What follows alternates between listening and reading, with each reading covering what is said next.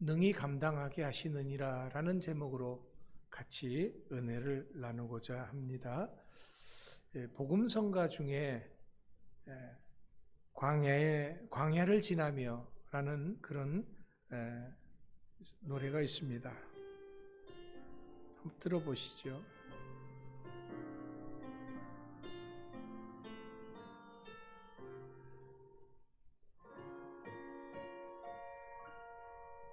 왜 나를 깊은 어둠 속에 홀로 두시는지, 어두운 밤 왜 그리 길었는지, 나를 고독하게, 나를 낮아지게, 세상 어디도 기댈 곳이 없게 하셨네.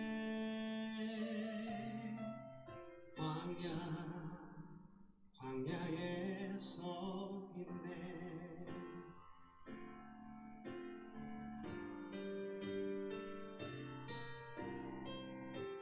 주님만 내 도움이 되시고, 주님만 내 빛이 되시는, 주님만 내 친구 되시는 광야.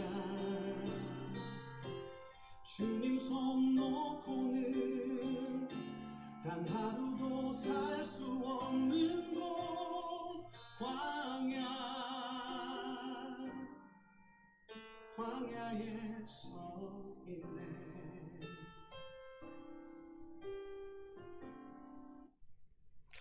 다 듣지는 않았습니다만은 이 광야에 서 있네라는 이 곡에서 볼 수 있듯이, 이런 노래를 하는 것은 그만큼 내 삶이 지금 팍팍하고 힘들다는 것이죠.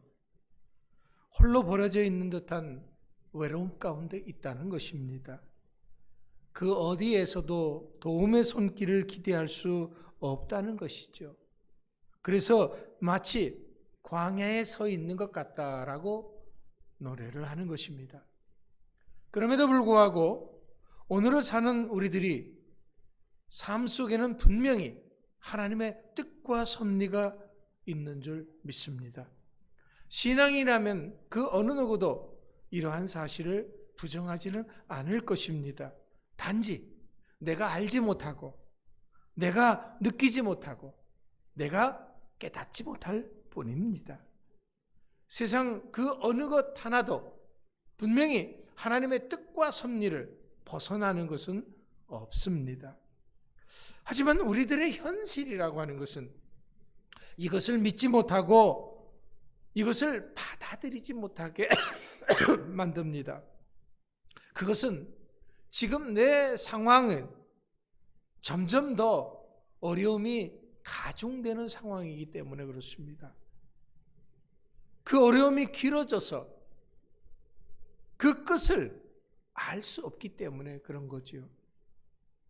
뿐만 아니라 도대체 왜 나에게 이런 어려움이 닥쳤는지 그 어려움의 이유조차도 깨닫지 못하기 때문입니다. 그래서 마치 내가 홀로 광야에 서 있는 느낌이다라는 거죠. 문제는 나는 이처럼 힘들어하는데, 나는 이처럼 아파하는데, 나는 이처럼 고통스러워하는데, 다른 사람들은 한결같이 평안해 보입니다. 다른 사람들은 아무런 문제가 없이 사는 것 같아 보입니다. 그들은 행복하고, 그들은 항상 건강하고, 그들은 항상 기뻐하는 것 같은 그러한 모습입니다. 이럴 때 많은 사람들이 믿음의 길을 가는 것을 주저하게 됩니다. 때론 포기하기도 합니다. 그래서 쉬운 길, 넓은 길, 편안한 길을 택합니다. 나중에 어떻게 될 것은 지금 생각할 그런 겨를도 없고 생각하고 싶지도 않은 것이죠. 지금 내 발에 떨어진 불이 아프고 무섭고 뜨거운 것입니다. 물론 이것이 바로 악한 사탄 마귀가 노리는 것임을 알면서도 우리는 말려드는 경우가 종종 있습니다. 그래서 오늘 본문 말씀에서 우리에게 중요한 것을 깨우쳐주고 있는 것입니다. 바울 사도가 사역했던 그 당시에 고린도 교회 성도들도 이런 신앙적 문제에 봉착해 있었기 때문입니다. 사실 이런 문제는 이미 그들의 신앙의 조상들도 똑같이 겪었던 일들입니다. 그렇기 때문에 이들의 삶이 오늘을 사는 우리들에게도 거울이 되고 본보기가 된다는 것입니다. 사도 바울은 1절 말씀에서 너희는 알지 못하기를 원치 아니하노니라고 기록했습니다. 이것은 고린도 교회 성도들이 꼭 알아야 된다는 거죠. 오늘을 사는 우리들 역시 반드시 알고 넘어가야 한다는 것입니다. 그러면 무엇을 알아야 한다는 것입니까? 믿음의 조상들이 출애굽 당시 광야를 지나면서 겪었던 일들을 말하는 것입니다. 왜냐하면 이 출애굽 사건이 신앙의 혼란을 겪는 우리들에게도 본보기가 되는 사건이기 때문에 그렇습니다. 여러분, 본보기가 뭡니까?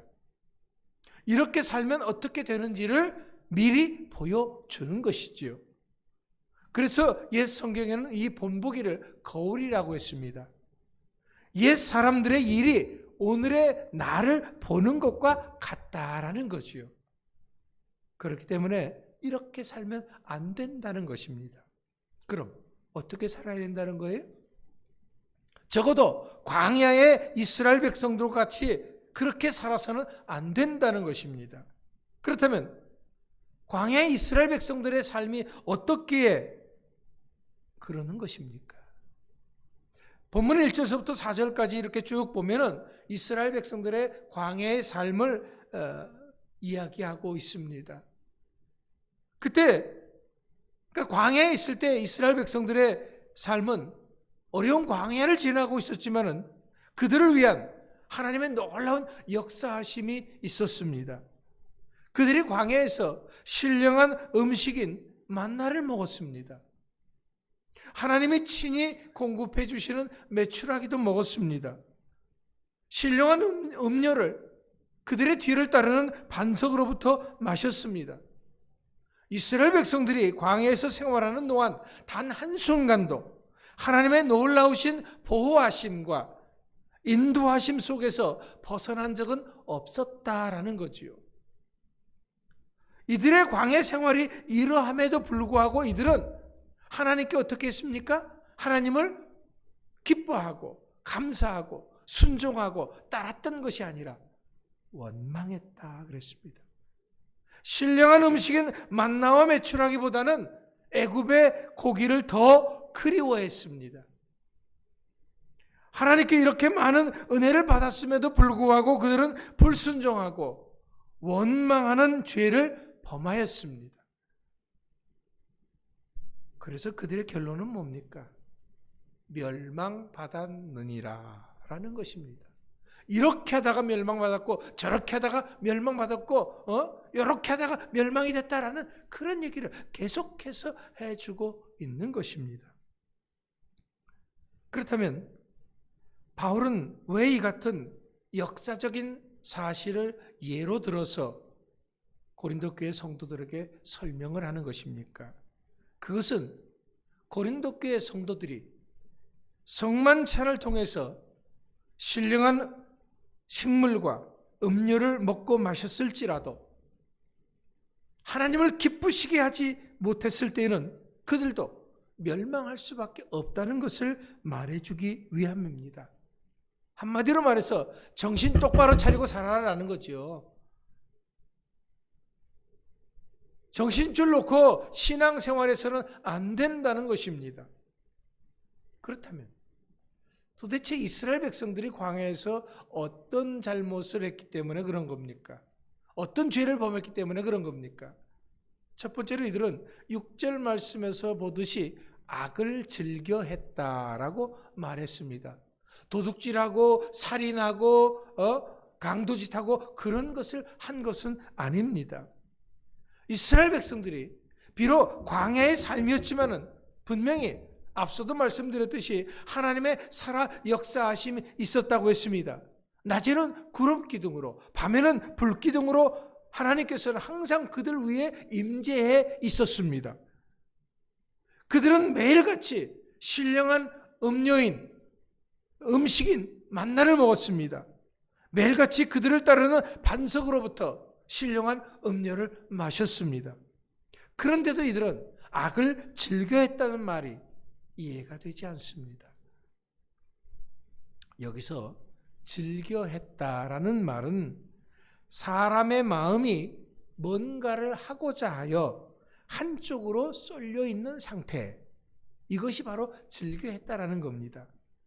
한마디로 하나님보다는 세상을 더 사랑했다, 세상에 더 마음을 빼앗겼다라는 그런 얘기입니다.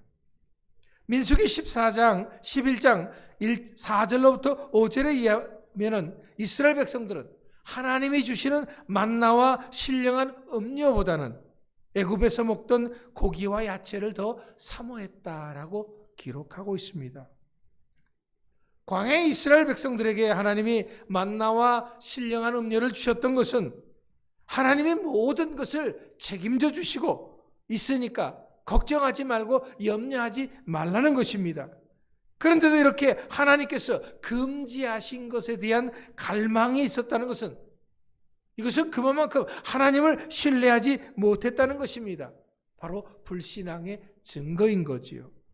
이것은 오늘도 하나님께서 우리가 하나님께서 금지하신 것들에 대한 갈망이 있다면 악을 행하는 것이다 라는 것을 깨우쳐 주시는 것입니다. 우리도 이제는 더 이상 하나님이 기뻐하지 않는 세상적인 것에 대한 갈망을 할 것이 아닙니다.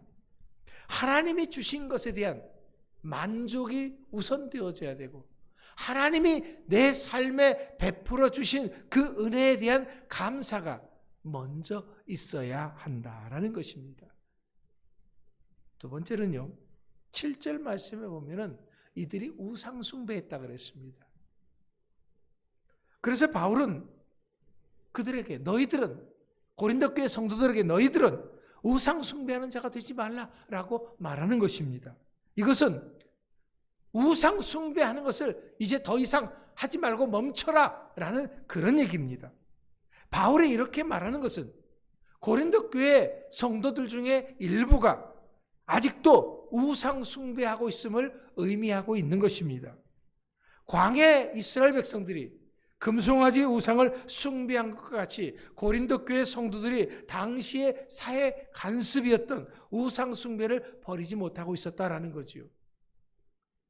고린도 교회는 우리가 알다시피 이 항구 지역입니다. 동서문물이 만나는 곳이라서 굉장히 무역이 성행을 했습니다. 그러다 보니까 이 고린도 교회는 각 나라의 사람들이 몰려들었고 또 돈이 넘쳐났습니다. 뿐만 아니라 각종 우상 숭배가 만연했던 곳이 바로 고린도 지역이었습니다. 그런 사회 속에서 살다가 신앙생활을 하다 보니까 신앙생활도 해야 되겠고 사회 속에서 아직도 그러한 관습이 행해져 있는 그들과 지내다 보니까 또 그들처럼 그렇게 하고 지내는 모습들이 있었다라는 거예요. 그래서 바울은 안 된다. 그쪽에서 나왔으면은 이제 하나님만을 믿고 의지하고 섬기는 자가 되어야지. 계속해서 그렇게 우상 숭배하고 있으면은 안 된다. 양다리 걸치면 안 된다라는 것을 말해주는 것입니다. 여러분, 그럼 이 말씀이 오늘 우리들에게 주시는 의미는 뭡니까? 우리들도 우상 숭배하고 있다라는 거예요. 아직 그것을 버리지 못하고 있다라는 겁니다. 우리는 우상 숭배 안 해요. 우리가 무슨 만들어진 걸 섬기고 그럽니까? 안 합니다. 근데 성경에서는요, 우상은 다른 것이 아니라 내가 하나님보다 더 사랑하는 것이 있다면 그것이 우상이라는 거예요. 내가 하나님보다 더 우선시 여기는 것이 있다면 그것이 우상이라는 겁니다. 내가 하나님보다도 더 중요하게 여기는 것이 있다면 그것이 우상입니다. 우상이 때로는 우리가 추구하는 물질이 되고 우리의 자녀들이 우상이 될 수도 있는 겁니다. 내가 좋아하는 그런 여러 가지 취미가 우상이 될 수도 있는 것입니다. 하나님이 아닌 이런 세상적인 것들을 더 중요시하고 사랑하는 것이 있다면 이제는 이것을 중지해라. 더 이상 양쪽의 발을 딛고 이쪽도 아니고 저쪽도 아니고 그렇게 차지도 않고 덮지도 않고 미지근한 신앙생활하는 거 멈춰라 라는 거지요. 왜? 이 우상숭배에 대해서 하나님이 엄하게 벌하시기 때문에, 그러다가 이스라엘 백성들이 멸망했기 때문에 너희는 멸망하는 자가 되지 말라고 하시는 것입니다. 세 번째로는요, 9절 말씀처럼 이들은 하나님을 시험했다 그랬습니다. 하나님을 시험한다는 것은 하나님의 선하심, 하나님의 능력, 하나님의 지혜 등을 그릇된 동기에서 알아보려고 하는 인간의 생각을 가리키는 동사입니다. 이스라엘 백성들은 광야에서 죄에 대해서 하나님의 관용을 시험했습니다. 구원의 능력을 시험했습니다. 하지만 하나님을 시험한다고 하는 것은 인간이 범할 수 있는 죄 중에서 가장 큰 죄라고 하는 사실을 우리는 기억해야 합니다. 그래서 바울은 우리는 저희와 같이 시험하지 말자라고 말하고 있는 것입니다. 신재웅 목사라고 하는 분이 책을 냈는데 페이지 처치라고 하는 책이 있습니다. 그 책이 이런 내용이 있어요. 하늘을 높이 날고 싶은 방패연의 이야기입니다. 방패연은 더 높이 날고 싶어서 몸을 쭉 펴면 땅의 실이 팽 하고 잡아당기는 거예요. 그래서 이 방패연은 실만 없으면 내가 더 높이 날 수 있을 텐데, 실만 없으면 내가 별에도 가볼 수 있고, 실만 없으면 내가 구름에라도 가볼 수 있을 텐데 라는 생각이 들자 이는 실이 미워졌습니다. 어느 날 이 방패연은 결심을 했습니다. 그래, 내가 기필코 실을 끊어버릴 거야. 그리고서는 드디어 실행을 했습니다. 연이 실을 끊어버리자마자 힘찬 바람이 불어와서 한 번도 오르지 못한 높은 곳까지 올라갔습니다. 얼마나 기뻤던지 크게 소리쳤습니다. 야, 자유다! 그런데 갑자기 바람의 방향이 확 바뀌더니 방패연이 이리저리 휘둘르게 되어졌고, 그리고 땅에 꽂히게 되었습니다. 그제서야 연은 알게 됐습니다. 실 때문에 강한 바람을 이겼고 실 때문에 하늘을 날았다는 것을 말입니다. 우리는 생각합니다. 이 말씀만 안 지키면 더 자유할 것 같습니다. 이 예배만 안 드리면 더 시간이 생길 것 같습니다. 11조만 안 드려도 경제적으로 더 여유가 있을 것 같습니다. 순종하는 것은 구속받는 것 같아서 싫습니다. 사랑하고 용서하는 것은 내 자존심이 상해서 싫습니다. 그래서 죄와 불순종과 의심의 칼로 하나님과 연결된 실을 끊고자 할 때가 종종 있습니다. 하지만 바로 이것이 하나님을 시험하는 것이다 라는 겁니다. 우리가 한 가지 잊은 것이 있습니다. 사실 하나님의 말씀 안에 갇히는 것, 하나님의 은혜 안에 머무는 것, 하나님의 사랑 안에 구속되는 것이 가장 큰 자유였다는 사실을 말입니다. 우리는 하나님께 붙들려 있을 때 삶의 강한 바람을 버틸 수가 있고 더 높이 날아오를 수가 있었던 것입니다. 그러니까 하나님께서 나를 가만히 안 놔주셔서, 가만히 안 두어주셔서, 진득하게 기다려주셔서, 찐득하게 질척여 주셔서 얼마나 큰 은혜인지 모릅니다. 그렇습니다. 하나님께 매임이 그 어떤 노임보다 자유한 것입니다. 갈라디아서 5장 1절에서 이렇게 말합니다. 그리스도께서 우리를 자유롭게 하려고 자유를 주셨으니 그러므로 굳건하게 서서 다시는 종의 멍에를 매지 말라. 여러분, 지금 내가 어렵다고, 지금 내가 힘들다고 해서 우리가 하나님께 해야 할 것을 안 하면서도 축복을 기대하는 것, 이것이 바로 하나님을 시험하는 것입니다. 내가 해야 할 것을 안 하면서도 형통을 기대하는 것, 이것이 바로 하나님을 시험하는 것임을 우리는 잊지 말아야 합니다. 이런 것을 하지 말라라는 것입니다.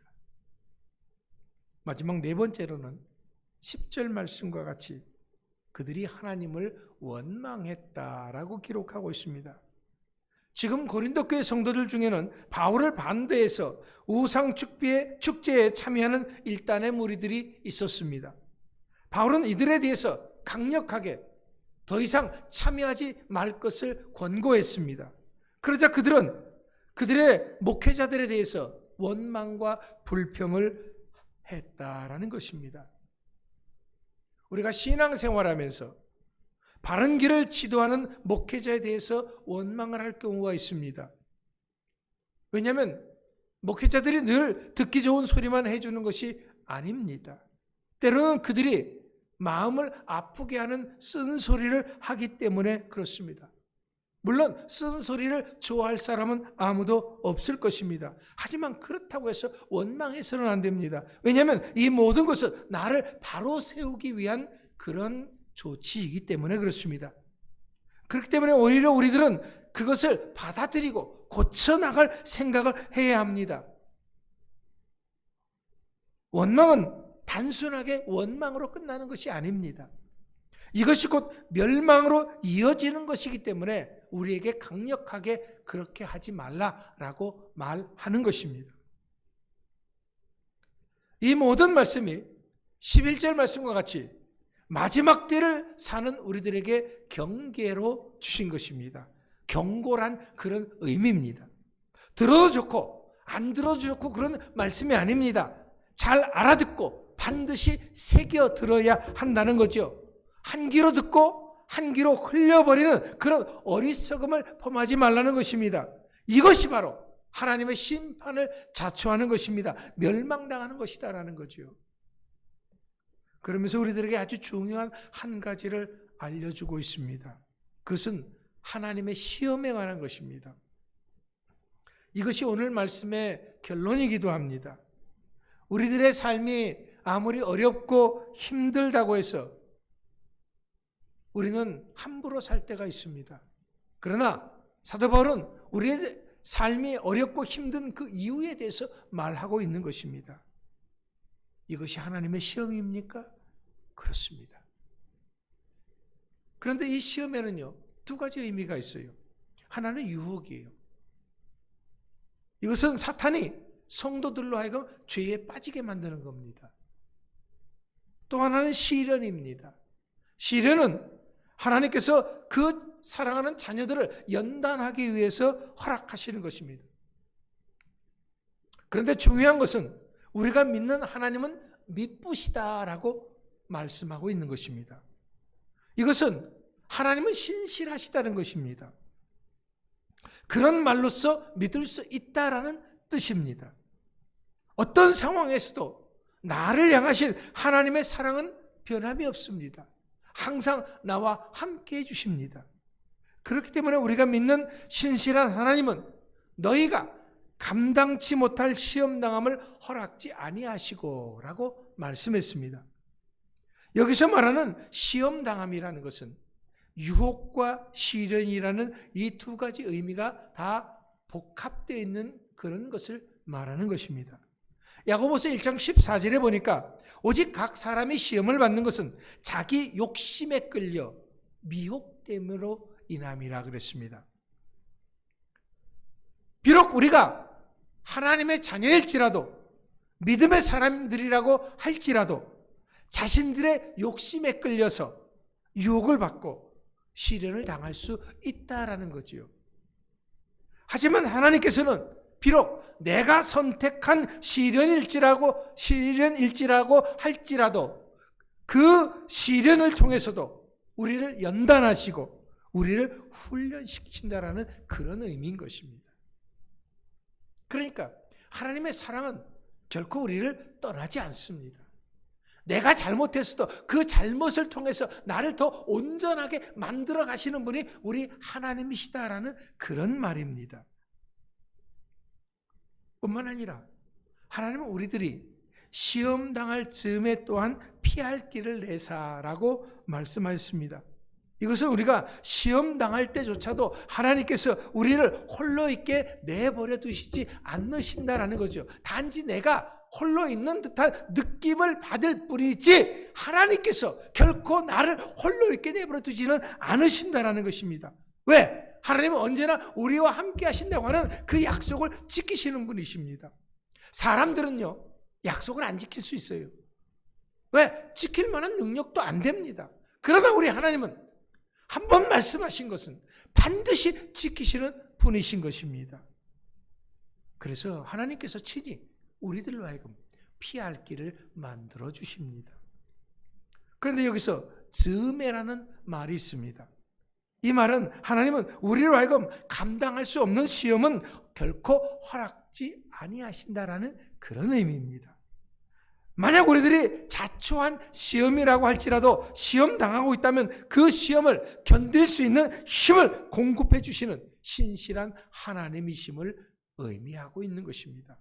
여러분, 우리 하나님께서는 우리가 어떤 상황 속에서도 반드시 이기고 승리할 수 있도록 우리를 붙들어 주시고 우리에게 능력 주시는 하나님이신 것을 믿으시기 바랍니다. 그렇기 때문에 지금 내가 광야에 서 있는 그런 삶이라고 할지라도 우리들은 불평하고 원망할 것이 아니라 걱정하고 염려할 것이 아니라 믿음을 굳건히 해야 합니다. 이제 더 이상 우리의 신앙의 선조들 같이 살아서는 안 됩니다. 더 이상 악을 즐겨서는 안 됩니다. 세상의 마음을 빼앗겨서는 안 된다는 말입니다. 우상 숭배해서는 안 됩니다. 오직 하나님만 믿고 의지하고 사랑하는 우리들이 되어야 하는 것입니다. 하나님을 시험해서도 안 됩니다. 어려울수록 힘들수록 내가 해야 할 일들을 똑바로 하고 열심히 해야 됩니다. 그리고 나서 하나님의 축복을 기대해야 하는 것입니다. 이젠 더 이상 원망의 삶을 살아서는 안 됩니다. 나에게 무엇을 말씀하시든지 아멘으로 순종할 수 있는 여러분들 다 되시기를 축원합니다. 오늘도 광야 한복판에 서 있는 듯한 그런 우리들에게 하나님께서는 능히 감당케 하시고 승리케 하시는 그런 분이신 것을 믿으시기 바랍니다. 그런 하나님을 우리가 믿고 의지하고 바라보고 나아갈 수 있는, 그래서 승리할 수 있는 여러분 모두가 될 수 있기를 간절히 축원합니다. 기도합니다.